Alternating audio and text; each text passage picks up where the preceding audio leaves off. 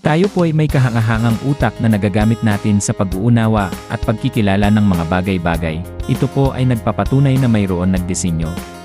Sa atin, yan po ay walang iba kundi ang Diyos. Mga Awit Kapitulo 139 verse 14.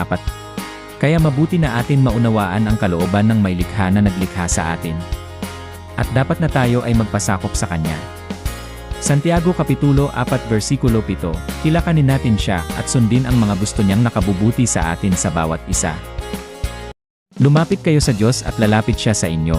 Hugasan niyo ang inyong mga kamay, kayong mga makasalanan, linisin niyo ang inyong mga puso, kayong pabago-bago ng isip. Santiago Kapitulo 4 versikulo 8. Ang buhay ay hindi palagi dito sa mundo. Kaya ating pagsumikapan na ito ay ating gamiting nakakalugod sa Panginoon. Kaya huwag nating hayaan na lamunin tayo ng kasakiman at paghahangad ng mga bagay na mas mataas na kalagayan.